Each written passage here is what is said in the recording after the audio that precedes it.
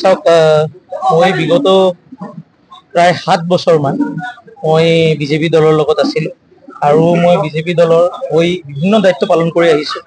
গোসাইগাঁও মহকুমাৰ মই যদি অলৰেডি যি বিজেপি যুৱ মৰ্চা আছে তাৰে সভাপতিও আছিলোঁ আৰু এতিয়া মই যোৱা 26 তাৰিখে আমাৰ সন্মানীয় সভাপতি UPPL দলৰ আৰু BTR প্ৰধান আমাৰ প্ৰমোদ বড়ো ছাৰৰ বাসগৃহত তেখেতৰ সন্মুখত মই UPPL দলত যোগদান কৰিছোঁ।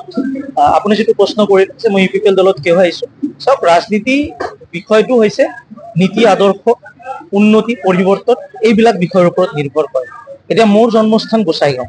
এতিয়া গোসাইগাঁও অঞ্চলৰ সৰ্বাংগীন উন্নতি, সৰ্বাংগীন পৰিৱৰ্তন, ডেভেলপমেণ্ট, সেই ডেভেলপমেণ্ট বা উন্নতিটো শৈক্ষিকভাৱে, অৰ্থনৈতিকভাৱে, সামাজিকভাৱে বিভিন্ন ধৰণে বিভিন্ন ফালে আমি চাব লাগিব, কাৰণ এইটো আমাৰ জন্মস্থান হয়।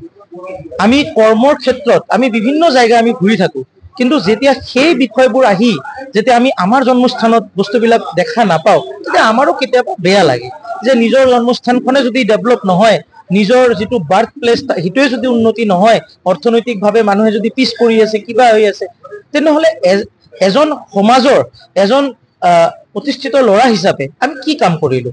তো সেইটো নিজৰ মনত এটা প্ৰশ্ন উঠি আহে।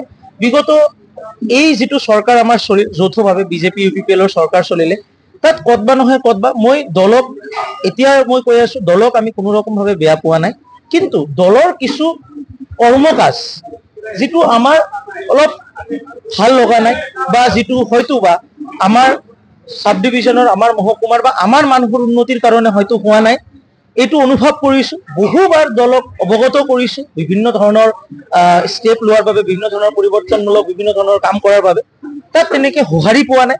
আৰু গণতান্ত্ৰিক দেশত এই কথাবোৰ যেতিয়া চৰকাৰ হৈ যায় তেতিয়া বহুতে গুৰুত্ব নিদিয়ে, কিন্তু যেতিয়া নিৰ্বাচন আহে সেই সময়ত কিন্তু সকলোৱে মানুহে নিজৰ যিটো মানে মনোভাৱ আছে সেইটো ব্যক্ত কৰে।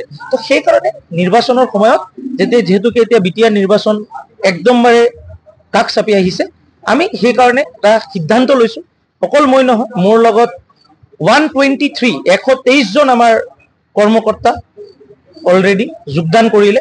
চ' আমি চবে এই যিটো উন্নতিৰ যিটো যাত্ৰা প্ৰমোদ বড়ো চৰকাৰ, প্ৰমোদ বড়ো ছাৰে বা UPPL দলে যিটো আৰম্ভ কৰিছে, সেই যাত্ৰাত সমভাগ লোৱাৰ বাবে আমি UPPL দলত আহিছোঁ।